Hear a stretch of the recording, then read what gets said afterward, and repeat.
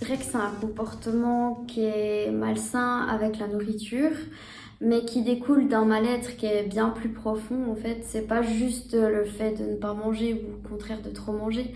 C'est vraiment un comportement qui est inadéquat avec la nourriture comme échappatoire, disons. En fait, un facteur de stress ou bien d'autres problématiques qui sont propres à chaque personne, mais c'est vraiment la source échappatoire à des problèmes sous-jacents. Déjà, il y a en premier lieu le déni, hein. J'étais complètement dans le déni de la maladie au tout début de la maladie, notamment au niveau de l'anorexie. J'avais ce syndrome de toute puissance, que tout me réussissait, je perdais du poids, mais je me sentais plus exister encore.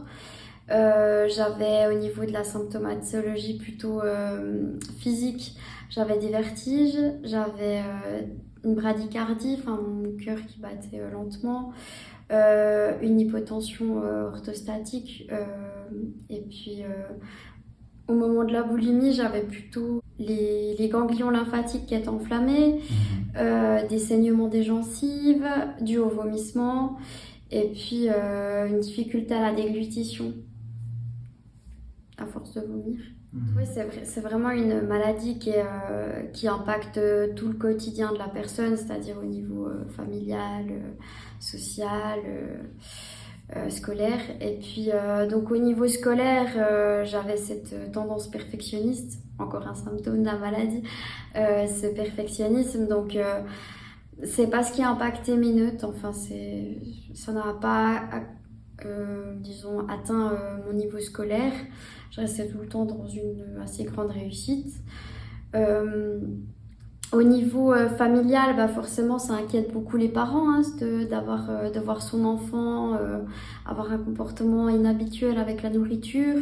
Autant ne pas se nourrir, autant vomir après avoir mangé. Donc ça a beaucoup inquiété mes parents. Et puis, donc, ce qui a amené à une prise en charge qui était plutôt systémique, savoir qui est-ce qui va occuper quel rôle dans la prise en charge lors de la réhabilitation. Et puis, au niveau social, bah, mes amis m'ont beaucoup soutenue quand je leur ai dit que j'étais atteinte, parce qu'il y a eu beaucoup de déni aussi, mais aussi beaucoup de silence, parce que c'est pas une maladie dont on parle facilement. Et donc, ils ont quand même été toujours présents. Enfin, j'avais quand même, j'ai toujours été entourée d'un cercle familial et amical sain. C'est ce qui aussi m'a permis de pilier dans mon rétablissement. Je pense que ça fait partie de nous, hein. Ces troubles du comportement alimentaire, ça fera partie de notre histoire. Donc, on sait comment on a été, on sait comment on était à ce moment-là. Mais comme j'ai dit, j'ai un petit peu pu verbaliser les, les causes. Soit elles sont multifactorielles, les causes, mais les causes principales de mes TCA, je les ai compris. J'ai aussi beaucoup boosté ma connaissance de moi, ma confiance en moi. J'ai appris à voir mon corps autrement, à voir la nourriture autrement. Et puis, donc je pense que j'ai les outils en main pour pouvoir vivre une vie qui soit épanouie et puis qui soit saine.